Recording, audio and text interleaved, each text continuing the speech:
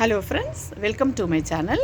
ಇವತ್ತಿನ ವಿಡಿಯೋನಲ್ಲಿ ಒಂದು ಇಂಪಾರ್ಟೆಂಟಾಗಿ ನಾನು ಸ್ವಲ್ಪ ಈ 2025ನಲ್ಲಿ ತುಂಬ ಇದು ಸೂಸೈಡ್ಸ್ ನಡೀತಾ ಇದೆ. ಅದು ಲವ್ ಸೂಸೈಡ್ ತುಂಬಾ ಜಾಸ್ತಿ ಇದೆ. ಅದ್ರ ಬಗ್ಗೆ ಅದನ್ನು ಅವಾಯ್ಡ್ ಮಾಡಬೇಕು ಅನ್ನೋದ್ರೆ ನನ್ನದು ಮೈನ್ ಇಂಪಾರ್ಟೆಂಟ್. ನನಗೆ ಅದೇನೆ.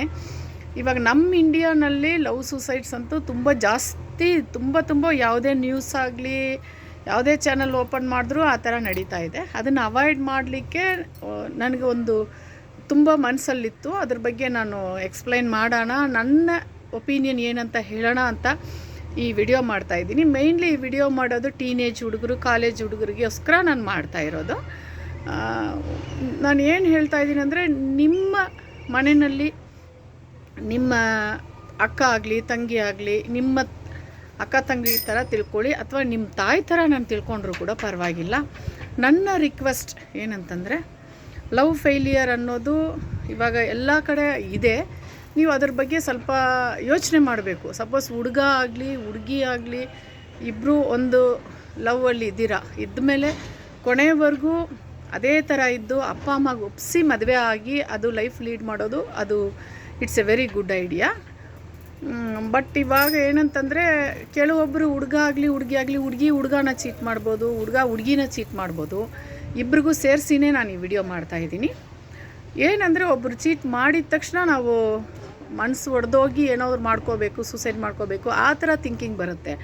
ಬೇಡ, ಆ ಥರ ಥಿಂಕಿಂಗ್ ಯಾಕೆ ಮಾಡ್ತೀರಾ? ನಿಮ್ಮ ಅಪ್ಪ ಅಮ್ಮ ಇದ್ದಾರೆ, ಎಷ್ಟು ಕಷ್ಟಪಟ್ಟು ನಿಮ್ಮ ಅಪ್ಪ ಅಮ್ಮ ನಿಮ್ಮನ್ನು ಚಿಕ್ಕದ್ರಿಂದ ಹೆತ್ತು ರಾತ್ರಿ ಹಗಲು ಮಗುನ ನೋಡಿ, ನಿಜವಾಗ್ಲೂ ನಮ್ಮ ಮನೆಯಲ್ಲಿ ನಮ್ಮ ಪಾಪು ಇದೆ, ಗ್ರ್ಯಾಂಡ್ ಡಾಟರ್ ಇದ್ದಾಳೆ, ಗ್ರ್ಯಾಂಡ್ ಸನ್ ಇದ್ದಾನೆ. ನೈಟು ನಾವು ಅಷ್ಟು ಕೇರಿಂಗ್ ತೊಗೊಳ್ತೀವಿ. ಮಗು ನಿದ್ದೆ ಮಾಡಲ್ಲ, 2 o'clock 3 o'clock ಎದ್ದೊಳ್ತಾ ಇರುತ್ತೆ. ಆ ಮಗುನ ನೋಡಿ ಅದಕ್ಕೇನು ಬೇಕೋ, ಫೀವರ್ ಆಗಲಿ ಕಾಫ್ ಆಗಲಿ, ನೈಟ್ ಆ್ಯಂಡ್ ಡೇ ನಿದ್ರೆಗೆಟ್ಟು ನನ್ನ ಮಗು ಅಂದ್ಕೊಂಡು ಅವ್ರು ಸಾಕಿ ಸಲಗಿ ಅವ್ರನ್ನ ದೊಡ್ಡವ್ರು ಮಾಡಿಸಿ, ಅವ್ರಿಗೆ ಎಜುಕೇಷನ್ಸ್ ಕೊಟ್ಟು ನನ್ನ ಮಗು ಮುಂದಕ್ಕೆ ಬರಬೇಕು ಅಂತ ಎಷ್ಟು ಆಸೆಯಿಂದ ಸಾಕ್ತಾರಲ್ವ ತಂದೆ ತಾಯಿದಿರು.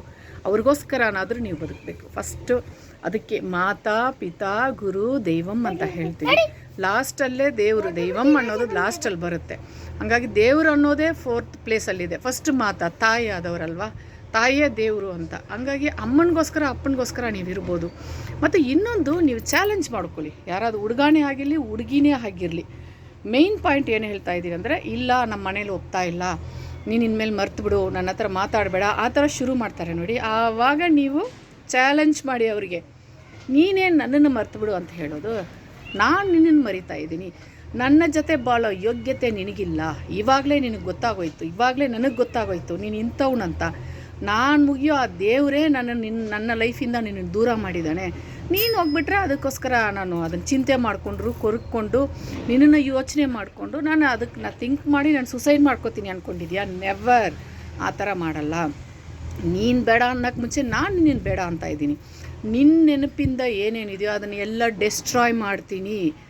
ಇನ್ನು ಮೇಲೆ ನಿನ್ನ ನೆನಪನ್ನ ನನ್ನ ಮನಸ್ಸಲ್ಲಿ ನಾನು ಇರಿಸ್ಕೊಳ್ಳಲ್ಲ. ನಾನು ಎಜುಕೇಷನಲ್ಲಿ ಮುಂದೆ ಬರ್ತೀನಿ, ನನ್ನದು ಅಚೀವ್ಮೆಂಟ್ ಏನಿದೆ ಅದನ್ನು ನಾನು ಫಿಲ್ ಮಾಡ್ತೀನಿ. ಆಮೇಲೆ ನನಗಂತ ಒಂದು ದೇವರು ಹುಟ್ಟಿಸಿರ್ತಾನೆ, ಒಬ್ಬಳನ್ನ ಆಗಲಿ ಹುಟ್ಟಿಸಿರ್ತಾನೆ. ಅವ್ರನ್ನ ಮದುವೆ ಆಗಿ ನಿನ್ನ ಕಣ್ಣು ಮುಂದೆ ನಾನು ಚೆನ್ನಾಗಿ ಬದುಕಿ ತೋರಿಸ್ತೀನಿ ಅಂತ ಚಾಲೆಂಜ್ ಮಾಡಿಬಿಟ್ಟು ಬದುಕಿ ತೋರಿಸಿ ಫ್ರೆಂಡ್ಸ್. ಅದು ಈ ಕಾಲದ ಹುಡುಗರಿಗೆ ಅದನ್ನು ನಾನು ಹೇಳ್ತಾ ಇದ್ದೀನಿ. ಸುಸೈಡ್ ಅನ್ನೋಕ್ಕೆ ಹೋಗಬೇಡಿ ನೀವು. ಏನಕ್ಕೆ ಸುಸೈಡ್ ಮಾಡ್ಕೋಬೇಕು? ದೇವ್ರು ಕೊಟ್ಟಿರೋ ಪ್ರಾಣ ನಮ್ಮ ಪ್ರಾಣ ಅದು. ಅದನ್ನು ನಾವು ನಮ್ಮ ತಂದೆ ತಾಯಿಗೋಸ್ಕರ ನಮ್ಮ ಪ್ರಾಣ ಕೊಡೋಣ. ಎಷ್ಟೋ ಜನ ಬಡವ್ರ ಮಕ್ಕಳಿದ್ದಾರೆ, ಕಣ್ಣಿಲ್ದಿರೋರು, ಕೈ ಇಲ್ದಿರೋರು, ಕೈ ಕಾಲಿಲ್ದಿರೋರು, ಕುರುಡರು, ಕಣ್ಣಿಲ್ದಿರೋ, ಅವರೆಲ್ಲನೂ ಬದುಕ್ತಾ ಇದ್ದಾರೆ. ಹಂಗಿದ್ದಾಗ ನಾವು ದೇವರು ಎಲ್ಲ ಸ್ವಚ್ಛವಾಗಿ ದೇವರು ನಮಗೆಲ್ಲನೂ ಕೊಟ್ಟು, ಇನ್ನೊಬ್ಬಳು ನಮ್ಗೆ ಚೀಟ್ ಮಾಡಿದ್ದಾರೆ ಅಂತ ನಮ್ಮ ಪ್ರಾಣ ನಾವು ಕಳ್ಕೋಬಾರ್ದು. ಅವ್ರುಗಳ ಮುಂದೆ ಬದುಕಿ ತೋರಿಸ್ಬೇಕು. ಅದೇ ನಮ್ಮ ಚಾಲೆಂಜ್ ಅನ್ನೋದು. ಮತ್ತು ಇನ್ನೊಂದು ಫ್ರೆಂಡ್ಸ್, ಇದರಲ್ಲಿ ನೀವು ಅವ್ರನ್ನ ಮರೆತು ನಿಮ್ಮ ಲೈಫಲ್ಲಿ ನೀವು ಮುಂದಕ್ಕೆ ಬಂದ ಮೇಲೆ ಅವರು ಎಲ್ಲರನ್ನೂ ವಾಚ್ ಮಾಡ್ತಿರ್ತಾರೆ, ಎಲ್ಲದನ್ನೂ ವಾಚ್ ಮಾಡ್ತಾರೆ. ಫ್ರೆಂಡ್ಸ್ಗಳನ್ನು ಕೇಳಿ, ಅವಳು ಹೆಂಗಿದ್ದಾಳೆ, ಅವನು ಹೆಂಗಿದ್ದಾನೆ, ನನ್ನ ಮರ್ತಿದ್ದಾಣ, ಓದ್ತಾ ಇದ್ದಾಣ, ಈ ಪ್ಲೇಸಿಗೆ ಬಂದಿದ್ದಾಣ, ಮದುವೆ ಆಗೋಯ್ತಾ, ಎಲ್ಲ ತಿಳ್ಕೊತಾರೆ. ತಿಳ್ಕೊಂಡು ಏನು ಮಾಡ್ತಾರೆ ಅಂದರೆ, ಮತ್ತೆ ನಿಮ್ಗೆ ಫೋನ್ ಮಾಡ್ತಾರೆ. ಸಪೋಸ್ ನಿಮ್ಗೆ ಮದುವೆ ಆಗಿಬಿಟ್ಟಿದೆ, ನೀವೊಂದು ಹುಡುಗಿ ಅಂತ ಇಟ್ಕೊಳ್ಳಿ ಎಕ್ಸಾಂಪಲ್ಗೆ. ಹುಡುಗ ಆಗಿರಲಿ ಹುಡುಗಿ ಆಗಲಿ, ನಾನು ಹುಡುಗಿನ ಎಕ್ಸಾಂಪಲ್ ತೊಗೊತೀನಿ. ನೀವೊಂದು ಹುಡುಗಿ ಒಂದು 2-3 years ಮಾತಾಡಿಲ್ಲ, ಲವ್ ಫೇಲಿಯರ್ ಮಾಡಿ ಬಿಟ್ಟು, ಅವ್ರು ಒಪ್ಪಿಲ್ಲ ಇವ್ರು ಒಪ್ಪಿಲ್ಲ ಅಂತ ಚೀಟಿಂಗ್ ಮಾಡಿ ಹೋಗ್ಬಿಟ್ಟಿರ್ತಾನೆ. ಊರು ಬಿಟ್ಟೆ ಖಾಲಿ ಮಾಡ್ಕೊಂಡು ಹೋಗ್ಬಿಟ್ಟಿರ್ತಾನೆ. ಆಮೇಲೆ ಫೋನ್ ಮಾಡಿಬಿಟ್ಟು ಹೇಗಿದೆಯಾ, ಚೆನ್ನಾಗಿದೆಯಾ, ಮದುವೆ ಆಯಿತಾ ಅಂತ ಕೇಳ್ಬೋದು. ನೀವು ಅವ್ರ ಫೋನ್ನ ಅಟೆಂಡ್ ಮಾಡಬಾರ್ದು. ನೀನು ಯಾರಂತ ನನಗೆ ಗೊತ್ತಿಲ್ಲ, ದಿಸ್ ಈಸ್ ರಾಂಗ್ ನಂಬರ್ ಅಂತ ಫೋನ್ನ ಕಟ್ ಮಾಡಿ. ಏನಕ್ಕೆ ಹೇಳ್ತಾ ಇದ್ದೀನಿ ಅಂದರೆ, ಇವಾಗ ನೀವು ಬದುಕ್ತಾ ಇದ್ದೀರಲ್ಲ, ಮದುವೆ ಆದಮೇಲೆ ಈ ಲೈಫನ್ನು ಕೆಡ್ಸೋಕ್ಕೆ ಬರ್ತಾರೆ. ಈ ಲೈಫನ್ನು ಕೆಡ್ಸೋಕ್ಕೆ ನಿನ್ನ ಮದುವೆ ಆಯಿತಾ ಗೊತ್ತೇ ಇಲ್ಲಪ್ಪ, ಸಾರಿ ನೀನು ಮರೆಯೋಕ್ಕಾಗ್ತಾ ಇಲ್ಲ, 2 ಇಯರ್ಸ್ ಆದರೂ ನಾನು ಇನ್ನನ್ನೇ ನೆನೆಸ್ಕೊಳ್ತಾ ಇದ್ದೀನಿ. ಹಂಗಾಗಿ ಆ ಥರ ನೀವು ಆ ಫೋನನ್ನು ಮಾತ್ರ ನೀವು ಅಟೆಂಡ್ ಮಾಡಬೇಡಿ. ಇವಾಗ ನೀವು ಬಾಳ್ತಿರೋ ಲೈಫನ್ನು ಕೆಡ್ಸೋಕ್ಕೋಸ್ಕರ ಫೋನ್ ಮಾಡಿ ನಿಮ್ಮ ಮದುವೆ ಆಗಿದೆ ಅಂತ ಗೊತ್ತು ಅವ್ರಿಗೆ, ನಿಮ್ಮ ಮದುವೆ ಆಗಿದೆಯಾ, ಚೆನ್ನಾಗಿದ್ದೀರಾ ಅಂತ ಮತ್ತೆ ಫೋನ್ ಮಾಡ್ಬೋದು. ಪರವಾಗಿಲ್ಲ, ಮದುವೆ ಆದರೆ ಏನಂತೆ, ಮಾತಾಡೋಣ, ಫ್ರೆಂಡ್ಲಿಯಾಗಿರೋಣ ಅಂತ ಶುರು ಮಾಡ್ತಾರೆ. ಆಮೇಲೆ ಏನಾಗುತ್ತೆ, ಸಪೋಸ್ ನೀವೇನಾದರೂ ಅದನ್ನು ನಂಬಿ ಫ್ರೆಂಡ್ಲಿಯಾಗಿ ತಾನೇ ಇರ್ತಿರ್ತಾನೆ, ಮಾತಾಡೋಣ ಬಿಡು ಅಂತ ಮಾತಾಡಿದ್ರೆ, ಇದು ಏನಾದರೂ ನಿಮ್ಮ ಹಸ್ಬೆಂಡ್ಗಾಗಲಿ ಅಥವಾ ನಿಮ್ಮ ಹಸ್ಬೆಂಡ್ ಮನೇಲಿ ಇರೋರಿಗಾಗಲಿ ಗೊತ್ತಾಯಿತು ಅಂದರೆ ನಿಮ್ಮ ಲೈಫ್ ಸ್ಪಾಯ್ಲ್ ಆಗುತ್ತೆ. ಅವರು ನಿಮ್ಮ ಲೈಫನ್ನ ಸ್ಪಾಯ್ಲ್ ಮಾಡಲಿಕ್ಕೆ ಮತ್ತೆ ನಿಮ್ಮ ಲೈಫ್ ಒಳಗಡೆ ಬರೋದು. ಅದನ್ನು ತಿಳ್ಕೊಳ್ಳಿ, ನಂಬಬೇಡಿ. ಒಂದು ಸಲ ನಿಮ್ಮನ್ನು ಬೇಡ ಅಂತ ಬಿಟ್ಟು ದೂರ ಹೋದ್ಮೇಲೆ ನೀವು ಅವ್ರನ್ನ ಮತ್ತೆ ಸೇರಿಸ್ಕೋಬೇಡಿ. ನಿಮ್ಮನ್ನ ಲೈಫನ್ನು ಹಾಳು ಮಾಡಲಿಕ್ಕೆ ಬರ್ತಾರೆ. ನನ್ನ ರಿಕ್ವೆಸ್ಟ್ ಏನಂದರೆ, ಈ ಇಂಡಿಯಾನಲ್ಲಿ 1% ಕೂಡ ಲವ್ ಫೇಲಿಯರ್ ಆಯಿತು ಅಂತ ಸೂಸೈಡ್ ಕೇಸಸ್ ಎಲ್ಲೂ ಇರಬಾರ್ದು. ನನ್ನ ಆಸೆ ಅದೇನೆ. ಯಾಕಂದರೆ ದೇವ್ರು ಕೊಟ್ಟಿರೋ ಪ್ರಾಣ, ನಾವು ನಮ್ಮ ಮೈಂಡನ್ನು ಚೇಂಜ್ ಮಾಡಿಕೊಂಡು ಡೈವರ್ಟ್ ಮಾಡಿಕೊಂಡು, ಎಷ್ಟೋ ಇದೆ, ಎಷ್ಟೋ ಫೀಲ್ಡ್ ಇದೆ, ಎಷ್ಟೋ ಈ ಪ್ರಪಂಚದಲ್ಲಿ ಎಷ್ಟೋ ಪ್ಲೇಸಸ್ ಇದೆ, ದೇವರು ಎಷ್ಟೋ ಪ್ಲೇಸ್ ಕೊಟ್ಟಿದ್ದಾರೆ. ನಮ್ಮ ಮೈಂಡನ್ನು ನಾವೇ ಚೇಂಜ್ ಮಾಡ್ಕೋಬೇಕು. ನಿಮ್ಮ ತಂದೆ ತಾಯಿಗೋಸ್ಕರ ಬದುಕ್ರಿ, ಅವ್ರನ್ನ ನಂಬ್ರಿ. ತಂದೆ ತಾಯಿ ಹೆತ್ತಿ ಸಾಕಿ ನಿಮ್ಗೆ ಮದುವೆ ಮಾಡೋಕ್ಕಾಗಲ್ವ ಅವ್ರಿಗೆ? ಹಾಗಾಗಿ ತಂದೆ ತಾಯಿ ಮಾತು ಕೇಳಿ. ಲವ್ ಫೇಲಿಯರ್ ಅನ್ನೋದು ಗೊತ್ತಾಯಿತು ಅಂದರೆ ನೀವು ಎಚ್ಚರಿಕೆಯಿಂದ ಆಗಿಬಿಡಿ, ನೀವು ಬದುಕಿ ತೋರಿಸಿ ಅವ್ರ ಮುಂದೆ.